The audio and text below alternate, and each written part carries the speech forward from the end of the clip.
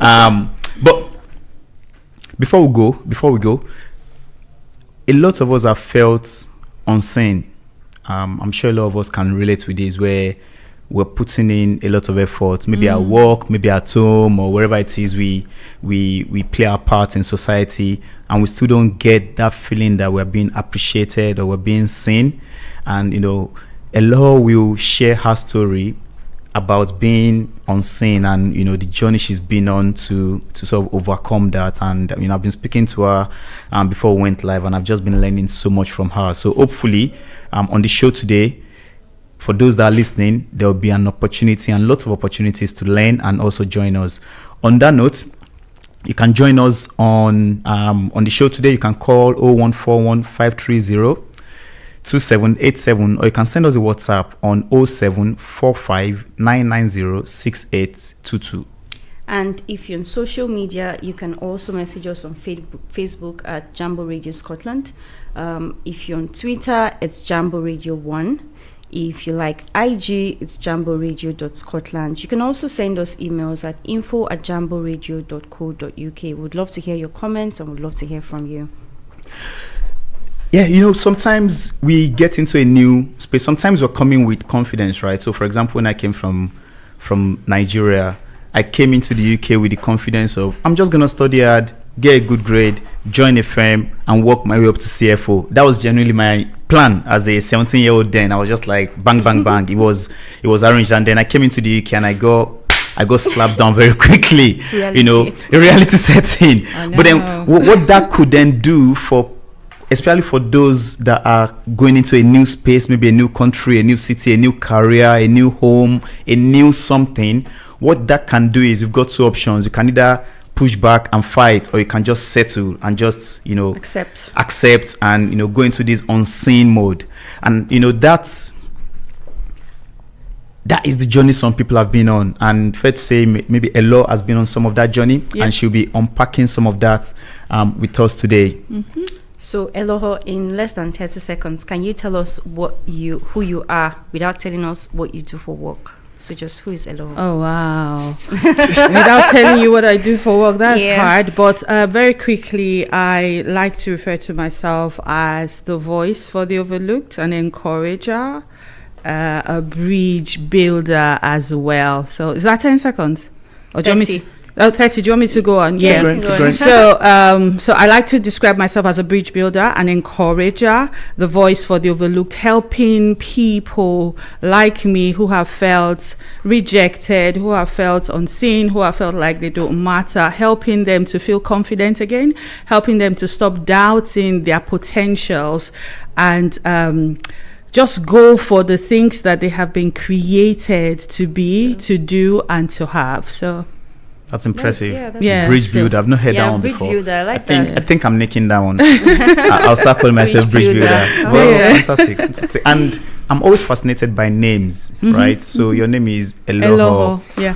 What does Eloho mean, and if it has a meaning, and what part of the world does it come from? I love my name so much because it means prosperity. Oof. Yes. I love it. I think I'll do that name too.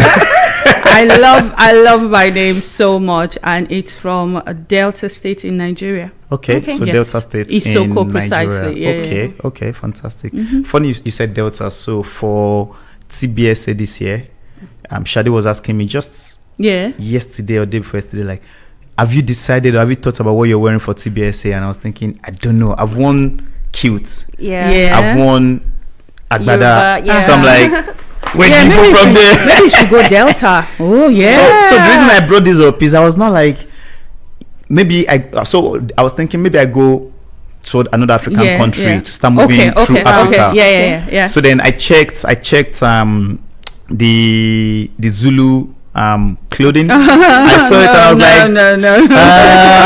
let's bring it back to Nigeria.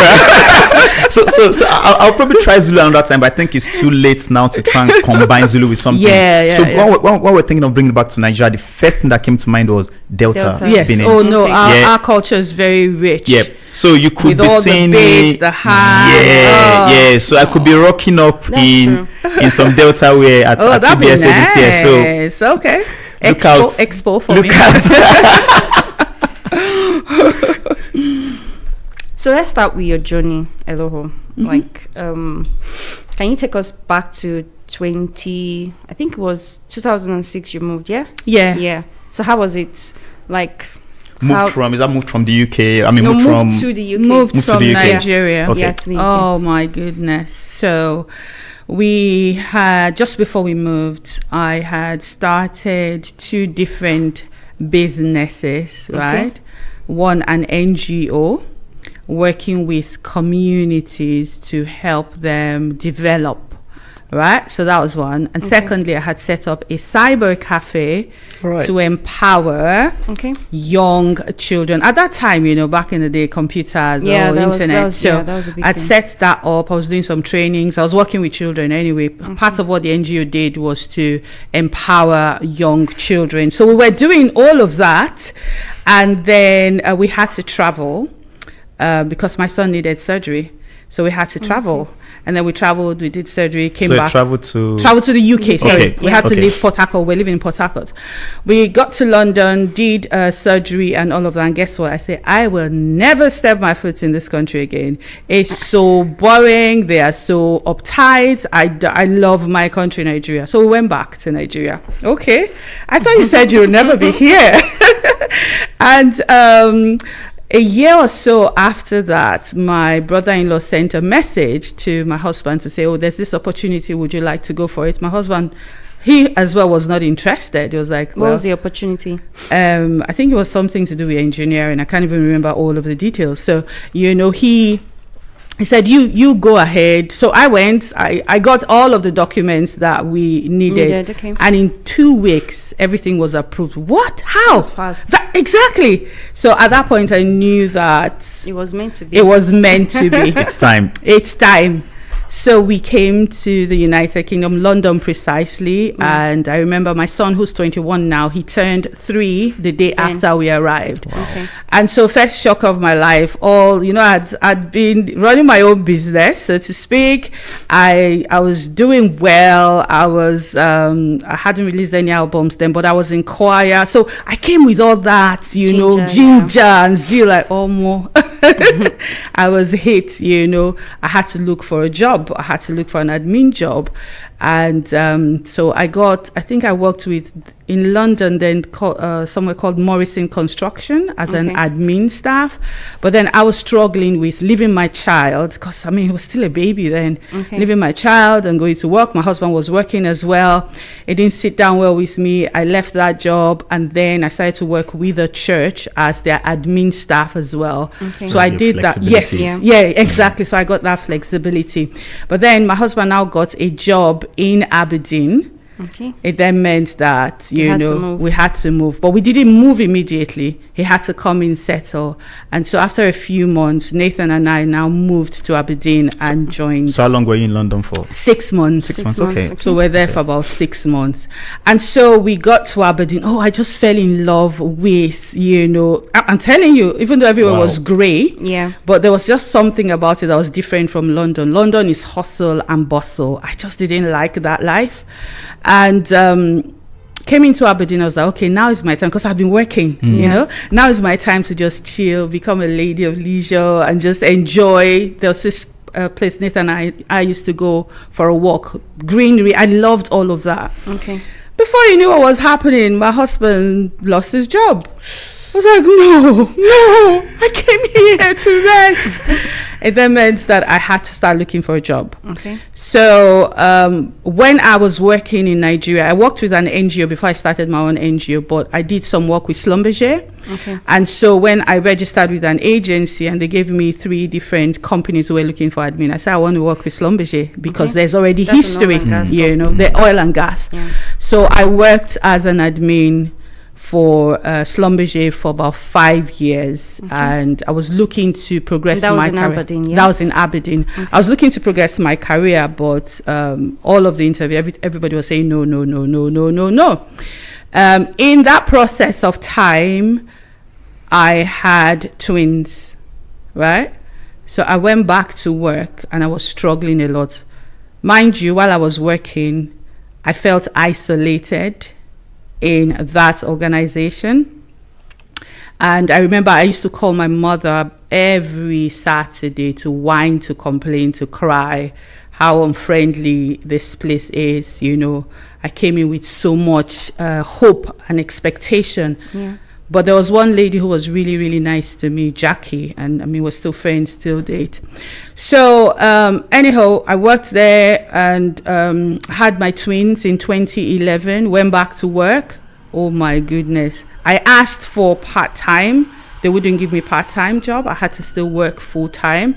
The only thing they said they could do was I could work on a Friday, half a day on Friday. Okay. So I was doing that. And you know how this country's childcare cost and everything. After a while, it didn't make sense. Exactly. It didn't make Especially when sense. it's twins. It didn't make sense at all. But I think what finally broke it was one of the twins fell ill. And I had to be away from work for 42 hours or something, or 70, I can't remember. As soon as I was getting back to work, the other twin decided that, okay, I'm going to be ill as well. So I had to take time off. And then my boss was just going on about it. And I said, you know what, I want to have a meeting with you. I don't feel supported. And something has got to give. It's not going to be me or my family. So I'd rather let go of this job, And at that time, I had been, I think, I had applied for several jobs, even within the organization to be promoted. There were lots of opportunities, but I would not sacrifice my family, my children, because I wanted to make money and then go and pay someone to look after my children. Mm-hmm. So I left work in 2013, and ever since then I've not gone back to any full-time role because things just took a different turn at that time. Before I left work, I had started to organize concerts. One thing I didn't say was, while I was feeling isolated, the only thing I knew was music. I believe that music cuts across. There's power in music. So I thought, why don't you just start organizing concerts, bringing people together, and just have fun generally.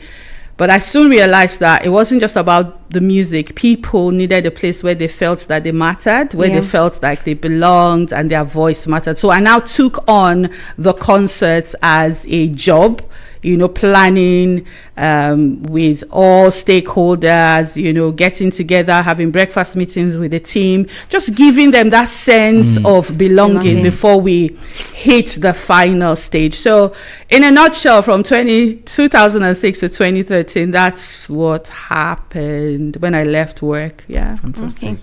So I was going to ask about that initial sense of isolation, but I think you already answered it because you mentioned that music. Yes, music really helped cope. Yeah. Apart from music, was there anything else that could have, just alleviated the stress or helped you to find your footing? Yeah, I think what could have helped, and that's what I don't want to use the word preach, but that's what I am passionate about right now. I always tell people that if I had coaching, mentoring or mentorship when I first came, I probably would not have felt as isolated as I did. Okay. I probably would not have made all of the mistakes that I made. So coaching, mentoring would have helped me a lot, but I had to navigate the system myself. I had to, generally just hustle to be able to belong to this new environment where I have found myself. Yeah. I was thinking you were going to do a plug-in there. The BPU mentorship. Well, now you say it. Well, definitely, if you're listening, and that's the beauty of it, right? Some of the challenges. So I came to the country around the same time you came in.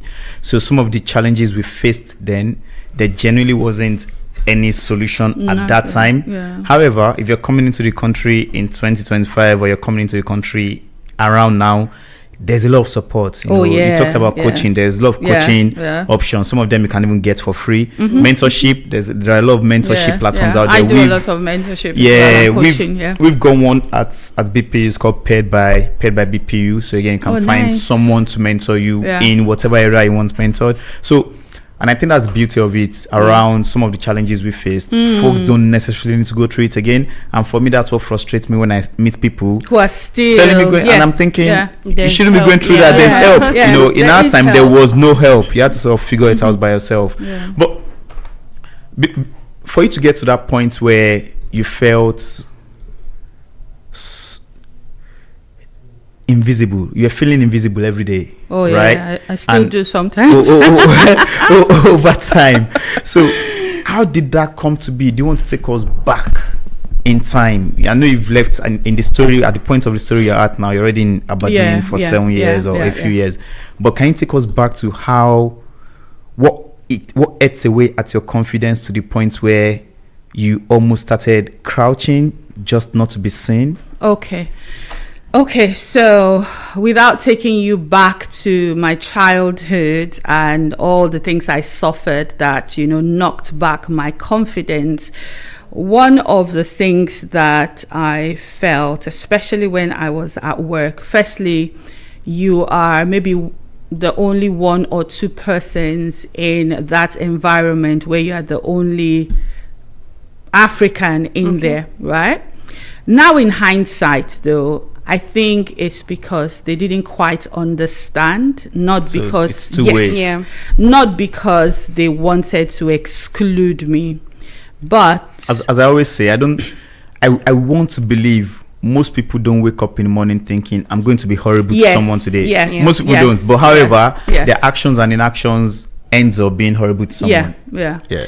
And so, but being there when no one was speaking to you, no matter how you tried, they could just probably say hello and that's it. And so I just felt like I didn't belong in this place. No one sees me, no one gets me, no one understands me. So I resorted to putting headphones on my head because let's listen to music. Music is my safe space, But they even had a problem with that at some point. She's always on her headphones. I was like, well, you guys wouldn't speak to me, right? So being in that environment where I knew that I had so much to offer, I had so much to give, but nobody was inviting me to the table. So we're having conversations and nobody was like, Eloho, what are your thoughts? Yeah. What do you think? Nobody was doing that. And because I had suffered from, Enoch and I were having this conversation before, we went live. Because I had suffered all of these things, I then felt it was because I'm not good enough. That's why they're not inviting me to the table. So I started to settle.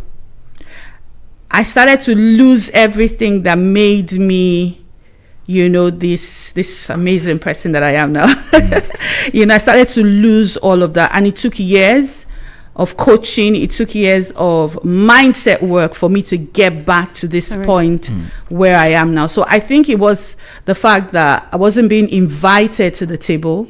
And I felt that it was because, it's like, I felt I was being stereotyped, oh, she probably doesn't have anything to say. I remember one of those days, I was feeling so horrible. I was even crying, and I went to the photocopier, and I was just there standing crying, and I just heard a voice clearly to say, you are special. I just heard that voice because I was beginning to feel like, I don't matter here. That's why music became my safe space, my outlet, because anytime I'm listening to music, anytime I'm singing, I just feel on top of the world. Okay. And it's interesting, right? So I'll take this slightly out of the room. I was just telling Eloho again before we went live that I was having, because sometimes I'm invited to speak at events or to people, right? So there's this organization, huge UK, very big UK organization. They've got this cohort of managers, female managers, and they are trying to build a program around them to get them to push them up into senior leadership, right? Okay. And they were telling me on that prep call, because I'm going to be one of the people that will be going in to power one of the sessions and speak to them. and they were telling me that when they asked the ladies, what are your challenges, 90% of them said confidence. Yep.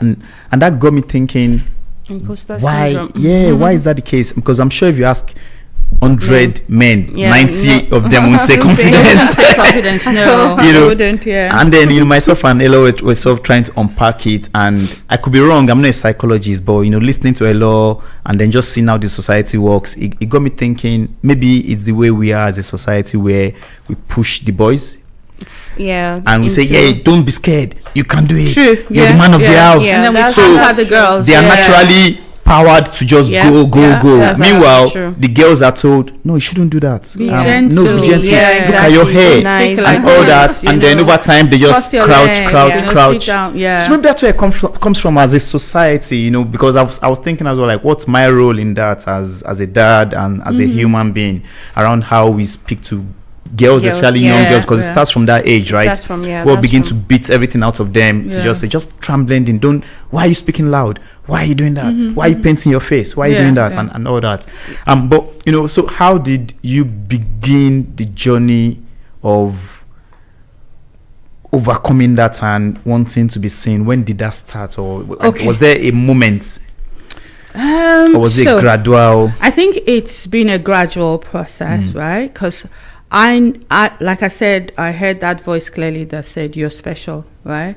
And I mean, as a young girl, I will never forget the red shirt I had that said you're somebody special. So I always knew that I was special. I always knew that I had something to give. Yeah. I always knew that I wanted to make a difference in people's lives. I always knew that I wanted to make people happy, right? And so that's the thing I teach my clients now. Like, it doesn't matter. You may feel like you're not good enough. You may feel like you don't have all the confidence. But as long as your why is strong, you can still do anything that you desire to do regardless. And that's what happened to me exactly, right? So I had this dream when I was doing my youth service that I would organize concerts. And in that concert, different things were happening. So I held on to that dream. I'm from a family who's into media, right? Nollywood movies.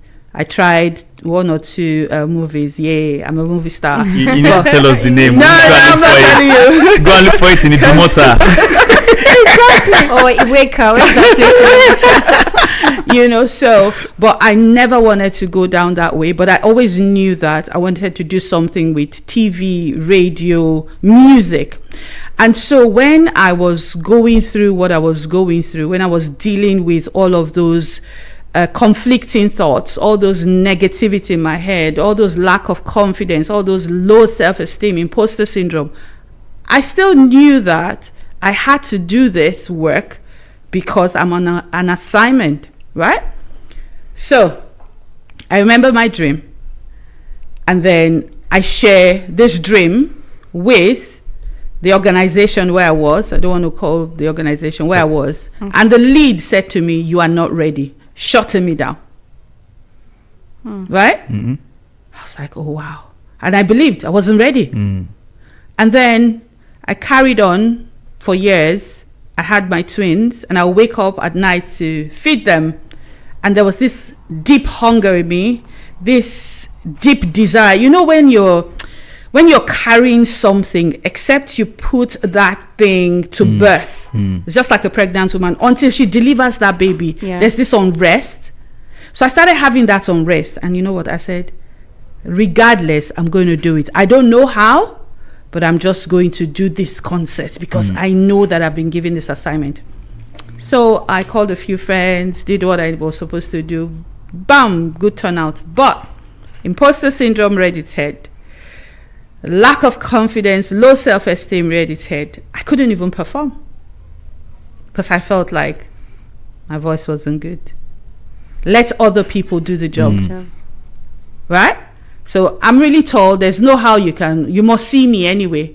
But I wasn't being seen for the expert. Now I can call myself an expert. Yes, for what I bring to the table. Right? So I will do a brilliant job of organizing everything. But I start to sing and I'm like shaking. I'll manage, I'll do one song, and then I will go away and give the stage. Yeah. So even the people around me now took that as the norm, such that when I now wanted to show up in all of my brilliance, like, what do you want? Exactly. Yeah, like It was a problem. Yeah. Seriously, why are you doing that?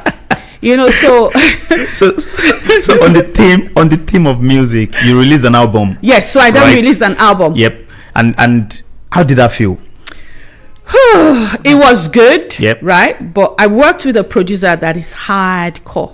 Okay. So even him, he was pushing me, trying to get the best out of me.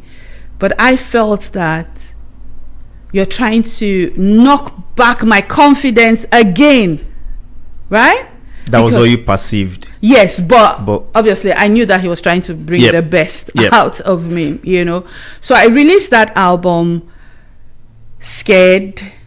Would people accept this? Would it resonate with people? And I think it was from there that my healing began. Okay, so before you go, let's plug the album. So is the album, where can we listen to So it? there are 2 albums Okay, actually. okay. They are all on iTunes, Okay, every digital Spotify and rest of Spotify it. So everywhere. if we search for him on Spotify, for So, example, yeah, so if you your search- albums and everything So will come yeah, out. Right, the first okay. one was called Arise. Okay. Okay. And the second one it's called Unrestrained. Okay. And that there's a story there, because with Arise, even my son, when they interviewed him, was like, Arise was, but Unrestrained is, yeah. Because at that point, I had grown. Been on a journey. I had been on a journey, Yeah. right? So, but I think the thing that happened when I released Arise and I heard people's feedback, comment, the positive ones, because there are always negative ones. Of course. I was like, wow, you mean it? Do you mean it? I don't see that. You still didn't believe it. I still didn't believe it. Wow. But hearing other people say it, I mean, from all over the world, people started to send me messages. I was like, oh, wow, there's something there. So it was there I began to like, you know, okay, Eloho, you have to get serious now. If you know what I mean. Yeah. You have to believe in the gift that you are, not just the gift that I have, because I am You a as gift. person. The person. Yeah. I mean, someone was telling me a few days ago who I'm working with on a strategy, and the person says, you have presence, but you need to own it. Okay. Right? So after all that feedback, I started to believe it more, but I was still, you know, treading carefully, because I didn't want anybody. Then I couldn't even listen to my own voice. I couldn't watch myself, because I didn't want to see anything that would make me feel like, oh, this person is not good. But my healing began, my journey began. I grew from the first album. I said I wanted to do another album. And that second one, it was different. Even my outfit was different. I had ripped jeans, my hair was, and oh my goodness, when I released my album cover, you are now a sinner. You are not a Christian anymore. I was like, seriously? Who was saying all that? Oh, different people. Okay. Because they were used to this. Demure. Yeah. Yeah. But that was me making a statement with that album to say no more lack of just no more putting putting you- me in Yeah. a box. I'm unrestrained. I can do whatever I want You can to never do. turn back. I can never turn back. It will make sense. It won't make sense.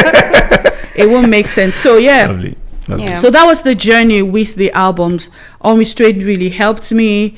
Even though that year I released Unrestrained, I was hit again with so many things that could have just stopped me in my tracks. But every time I am hit with any one of those things, I go back to my why. Why are you doing Why it? are you doing it? That's actually very, very important, because Yeah. knowing why you're doing something gives you that Yes. energy Yeah. to push further. Yeah. But let's talk about the concerts that you organize. Yes. Yeah. You seem happy. Immediately Oh, I I love- mentioned concerts. Enoch knows. That's good. So even while you were organizing these concerts, you still didn't Yes. feel seen. How were you able to deal with those moments of, say, like, discouragement? I think first thing I'll say is my joy really is bringing people together. Okay. I love for people to just come together. A convener. Yes, I'm a convener. I love to just give people a good time, whether I'm at the center of that or not. Okay. Right? So I did the concerts 2011, 2012, 2013, 2014, 2015, 2016, 2017, 2018, 2019. COVID happened, we stopped, and thankfully 2 years ago we did it again. Okay. So it wasn't until 2019 that I actually, was it 2019 or 2018? I think it was 2019 that I actually, for the first time, stood tall to say, this is me. I'm fearless. And that was the title of the concert that year. Okay. There was someone in Aberdeen who came and he was telling my friends on their way back that I didn't recognize that person on stage. But what happened? What changed? What helped me? I was saying to Enoch before we went live, I was going around the same circles over and over again. Why? Because I didn't understand my worth. I did not see my own value, and I felt like other people needed to validate me. Other people needed to give me that approval. And it was really, really bad. And so I got tired of just being in that place. I even went for counseling because I felt like I have a problem, right? Mm-hmm. But even counseling didn't help me. I needed to work on my own mindset. I needed to work on my own self-confidence to believe again the gift that I am and what I carried. So I started to work. I was doing social media for artists. I was working, and then Muyiwa, who I was working with, introduced me to another person who's a coach. And that person now said, oh, I can coach you. I was like, I didn't even believe in coaches. I was like, please. But that coach said something profound to me. You are an eagle, but you're trying to fly with chickens. That's heavy. That's heavy. Eagles don't fly with chickens. Eagles fly at the top. And they pick chickens off. Chickens off. So I think the thing is, a lot of us women, going back to that story you told, a lot of us women don't see ourselves for the value that we bring. We don't see ourselves like, I'm somebody special. I know it. We always tone it down. Sometimes when people even pass you a lovely comment, oh, it's nothing. Why? Own it. Eloho, you're beautiful. Yes, I know. And that's why I tell my daughter now, don't allow anybody come and tell you you're beautiful and then you're like, no. Tell them, I know. My mom tells me I'm beautiful. My dad tells me I'm beautiful. You know, so the problem with some of us is nobody tells us Enoch, you're handsome. So we have to tell ourselves every day, like, Enoch, you're handsome. Yeah. So I think all of these helped me to begin to gain that confidence, to believe that I am worth much more than I have made myself, you know. And I mean, I was telling Enoch as well, it wasn't up until 2020. So I was on this journey where I was doing the mindset work. I was beginning to feel a lot better about myself. But it was in 2020 when I told my story. And that's the other thing. It's so important to tell your story. Yeah. Not from a place of a victim mindset, but from a place of someone who has evolved through the journey, through the process, because so many people can resonate with your story. When I wrote my book, You're Not Everyone's Cup of Tea. I like the title of the book. You're not everyone's cup of tea. Stop doubting your potential. And that's what I was doing all along. And realizing that not everybody will like you, and it's okay. Perfectly. Not everybody will get it. It's fine. Not everybody will do business with you. It's fine. So I had to get to that point. Okay. And it was then I started, okay. Like, I love taking photos. I've even mellowed down now a bit. I love taking photos. Why? That's a statement as well. I'm beautiful. That's why I'll take photos. But people don't know, oh, you just like photos. Leave photos for small children. I was like, no. It's deeper than just the It's photo deeper. itself. Yeah. It was part of my healing process as well. It's acclamation. Yes. Yeah. So it's acclamation. You can still join us. You can call us on 01415302787, and you can send us a WhatsApp on 07459906822. And if you're on social media, you can send us a message. It's Jambo Radio Scotland on Facebook. On Twitter, it's Jambo Radio 1. On Instagram, it's jamboradio.scotland. You can also send us emails, info@jamboradio.co.uk. We'd love to hear your comments and suggestions. Yep. And, going back to creatives, a lot of creatives, I won't say chase, but they seem to want validation. Of course. And recognition. Yeah. I think it goes with that territory, right? So how do you cope and manage that as a creative? Oh, there was one time that was all I was living for. And I'll be honest with you. I put out any piece of work. I want the whole world to comment, to like.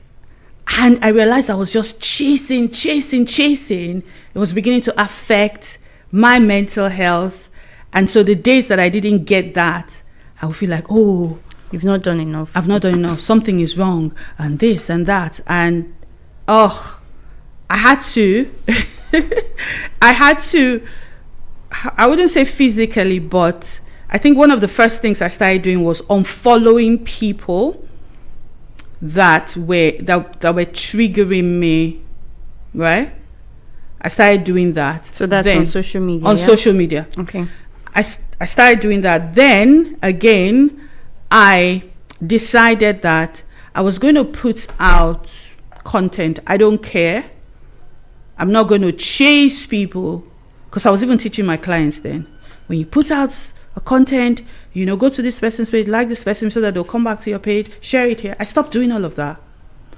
It had to be intentional, I mean, it's not as easy as I'm making it seem now, because people are there right now. But I had to do that. And it's helped me. I mean, it's helped me personally, like my mental health. It's fine. It's okay. You don't have to like my post. You don't have to comment. I will put it out anyway. It's just like, I mean, even doing the radio show that I do, I don't know who's listening. I don't know if there are 10,000 or one person listening, but I made up my mind that I was not going to be chasing. I will show up for the one person like it's a million people I'm talking to. Yeah. All right. Thank you very much for that, Eloho. So you've mentioned during this conversation, how having like a strong why has kept you through the challenges.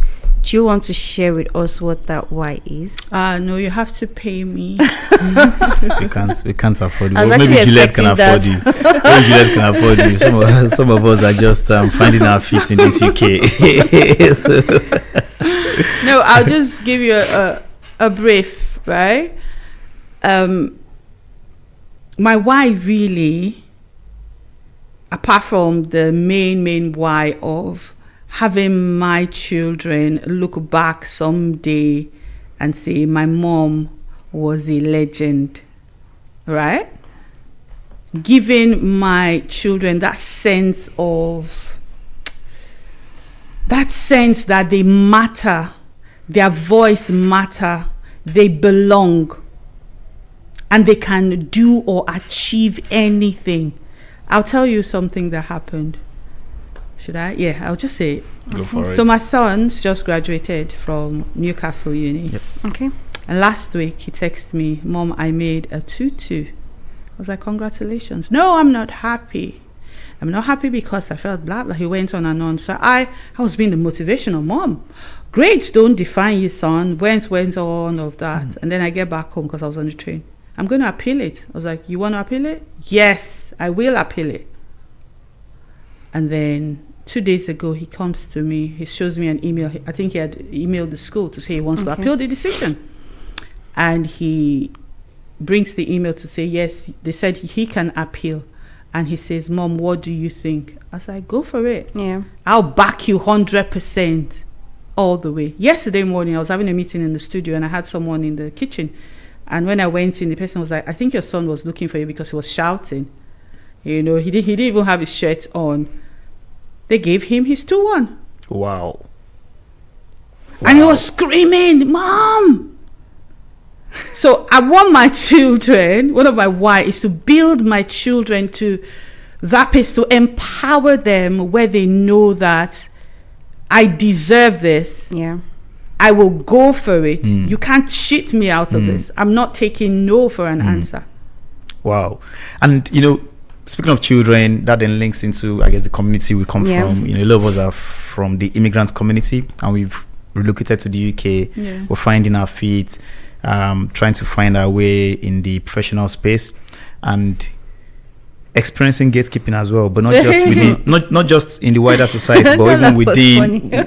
No, it's the way she laughed. I've experienced gatekeeping too. Yes, including within our community. And yeah, so speaking of experiencing, how have you dealt with that for those listening to this and maybe are experiencing it or that will experience it? I will share something that happened when I first came to Edinburgh. You know, so we lived in Aberdeen for 10 years. Okay.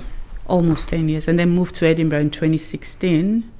And I knew that I still wanted to do concerts, right? I knew that I still wanted to do radio. I was volunteering with a radio station, but I had a vision, a dream about starting a radio station. Remember, I said I wanted to be in TV, media, not necessarily movie. And so I reached out to one of the, I don't know what they call them in Edinburgh, to say, okay, this is who we are, this is what we do, this is what we're going to be doing, and all that and all that. And they categorically told me, you chose the wrong city to come and do any of these. I was hurt. What was the reason? On the basis of what? I'm not sure. Yeah. I'm not sure. I don't know. Yeah. Could it be because I'm a woman? Could it be because I am this skin color? I don't know. Or could it be people like you don't do things like this? Or we are here, we've been doing this for years, and you think you can just come and do what we've been trying to do for years and we haven't succeeded? I felt broken. But then going back again to, why are you doing this? So I've got a why for everything. Really. Okay. Why are you doing this? I had a dream. God showed me clearly what to do. And so regardless, I started and found people who held my hand through the process. So one door may close, but there's several other doors that will open up for you. Interesting. I like the fact that when I want to ask a question, she's already touched on. Yeah, so I just wanted to ask about the people, like, who are those people that were in your life that sort of held you from not giving up when you had all these no's and you know, some of those disappointments? I mean, I've had several people. If I start to name them, we won't leave here today. But I've had several people who have spoken into my life, who have held my hands. Those times that I was in tears, those times that I'm not doing again. I mean, we started the radio station in 2017. Boom! Beautiful opening. You know how you first have, when you first had your first child. Energy. Yeah, you have your first child. Everybody's celebrating, everybody's happy with you. And then 2-3 weeks down the line, the mom doesn't have anybody there. And that's why most women go into postnatal depression, right? Nobody's there, but she has that responsibility to give that child life, no matter who is there or not. So 1 year we started, everybody was there, you know, booming. I had about 7 or so people in the studio live then. 1 year after, I was on my own. Why? What did I do? And then all of those feelings that I used to feel back previously, in the day, started coming, you know. But there were certain people God brought in my life. Thank God for my husband. I mean, that guy suffered. Because I will call, I'm crying. I was like, Madam, I'm working, you know. But I was in pain. I was lonely. I was hurt. I was upset. And then being the first, there's that pressure of you being the first to even start anything. People are wondering, is this going to succeed? In fact, somebody... You don't have any template. You don't have any template. So you're the template. Somebody even told me, Eloho, leave this your hobby thing. I think it's now time for you to go look for a proper job. Right? But there were other people, my husband, even my children, without them realizing. And then my big sister, oh, God bless that woman. She has listened to me every day for the past 8 years from Nigeria. Wow. Every single day, cheering me on. When I go live on Facebook, she's the first person there, cheering me on. I've had there was, when I released my album, there was someone I was introduced to who interviewed me on his show. I call him my Scottish dad now. He just embraced me, and always, sending words of encouragement. But I think what I want to just say here is, like I always say, when one door closes, God opens several other doors. So when all of the people we started the radio station left, at that point, I felt hurt, I felt bitter. But in my journey, I've come to realize that, their season was over. Yeah. Nothing personal. They're not bad people. I'm not a bad person. It's just that their season was over. But I found it hard to understand that then. And so when they all left, I remember my mentor said, so now we will know if you are in this for the long haul. So at that point, I had to become radio producer, radio manager, radio presenter, content creator, email marketer, social media. I had to be everything. Because this is, remember, when everybody leaves, when the woman gives birth, she nurtures her baby to life. This is my baby. I'm not going to allow my baby die because there's no one to help me with Omugo anymore. Yeah. I have to learn how to bathe that baby. Yeah. I have to learn how to cook for myself. So many people, too many people who have been there are still there till date. But I think one of my issues was I always was chasing after the ones that have gone. Yeah. But I wonder how these other ones coped with me though, because they're like, but we are here. Are we not enough? Yeah. And it's interesting. I was laughing when you said you've lost people and you try not to be bitter because our journey is very similar in the sense that we are doing a lot in the community. We're doing this and that. And over the years, I've come to learn that. And again, this is something I'm teaching my children. So, for example, my son was complaining about a teacher. And I said, did that teacher ever teach you anything? He said, yes. I said, that's all you need to remember. That's it. Forget everything else. That's it. Remember the good. Because the problem with us as humans is we are very good at remembering the bad. Yeah. We forget the 99 good, and it's that one that we hold on to. It's that one we'll hold on to. So I think, so me personally, on my journey, I've just learned to just remember that good. Even if it's a bad or whatever that happened or whatever, change it. just remember the good. But then we're going to enter into a quick fire round because we want our listeners to get all the juice out from you in the next 9 minutes. So I know time has flown by, believe it or not. So what's been your proudest moment doing radio? I think my proudest moment would be, first of all, setting up the radio station single-handedly, not having any technical know-how. I remember last year, like you're about to give me a second proudest moment. Yes. when we got the license to be on DAB. Fantastic. I'm guessing that must have been tough. It was. I didn't even know. Yeah, because when we got the invitation, first of all, I was like, I thought these people were scam. Why are they asking me to come on, a multiplex?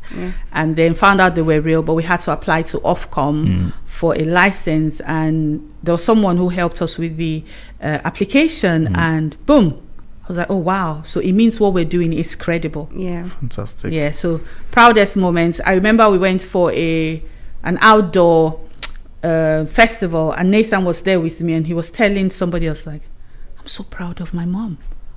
She knows all these technical things. She does also. I think that's another proud moment, having my children witness me. Witness me do what I do and learn from it.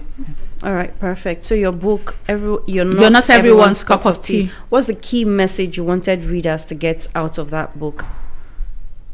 That they are okay. Okay. And they've got potential. Stop doubting those potentials. Okay. Be confident. Embrace your uniqueness. And just go for it. Not Awesome. everybody will get you. That is okay. And I think that is it. Not everybody will get you. Not everybody will understand you. But it's still okay because there are people who love chocolate, hot chocolate, coffee, juice. So. And that's the thing again with, with the role you play in the community, and I guess that we both play, you quickly get to that point where you're like, it is what it is. Like, exactly. Not everybody will like you. It's okay. Once you get that, it's not still okay. As long as you're doing what you have to do. And it's not because you're a bad person or they are bad. They just don't get you, and they are doing their thing, you do your thing, and all that. And then the next question I was going to ask again, quick fire, is for those that are still feeling invisible in their careers, what one word of encouragement do you have for them, or maybe 2 words? Okay, so if we need to keep it very short and brief. I think the most important thing is to recognize that you matter. What you carry is important. Okay. It may not be like the other person, but you have what you have. You know what you know for a reason. You just need to build that up. You need to believe in it and then develop it. But really, really, you matter, and you are amazing, really. Awesome. Fantastic. Awesome. So let's just reflect, right? How has your, that attitude of yours, always showing up, always doing what you have to do, how do you think it's shaped you to become who you are today? I think it has largely shaped everything, even the way I operate, because regardless of how I feel, regardless of how I am treated, I still show up, because how do I say this? There's one person that is just waiting for me to show up, for somebody like me. So I don't want to disappoint that person. I'm going to take that from you today. I don't want to disappoint that person, and above all, I don't want to disappoint God, who has given me this gift. So we've got a tradition here where we've been throwing questions out for the last 54 minutes.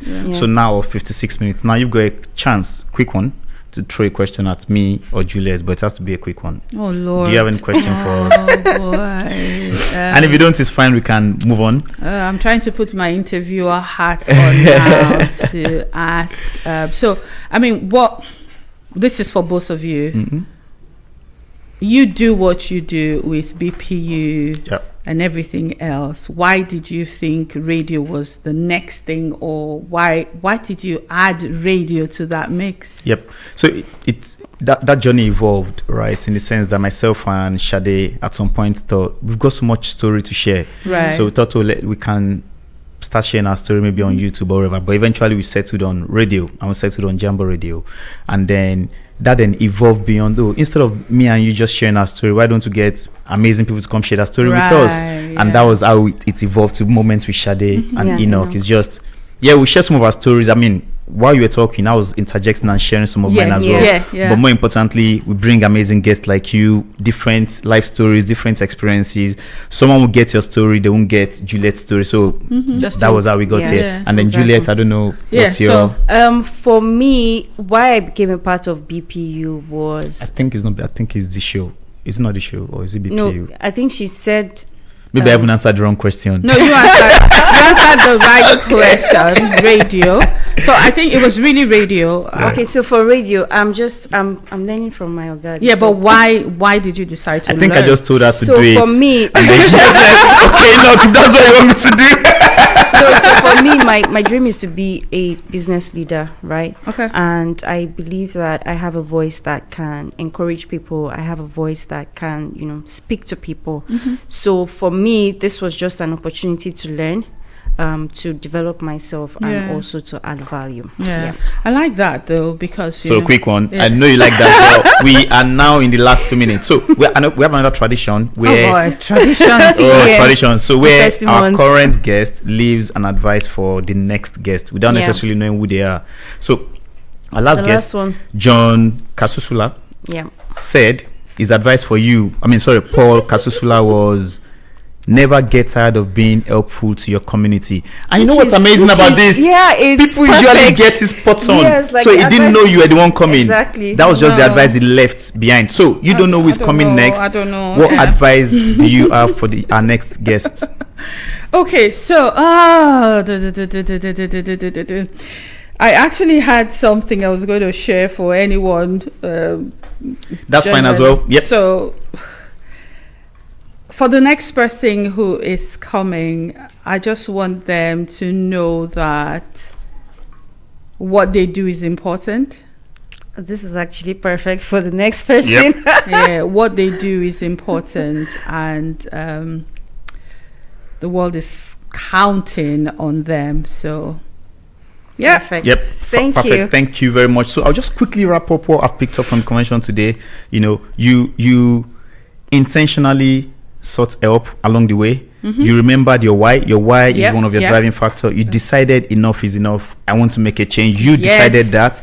You watched your circle. After a while, you started removing some people from your circle, thinking, no, these people are bad energy. You have your cheerleader, at least one, and you said we should recognize that we matter. I think that's really powerful, right? So on that note, thank you for joining us. Remember, you matter. It's been another exciting episode here on Moments with Sade and Enoch. Thank you, Eloho, for joining us. Thank you for having me. Thank you, Juliet. Thank you, guys. And until next time, guys, take care. Bye.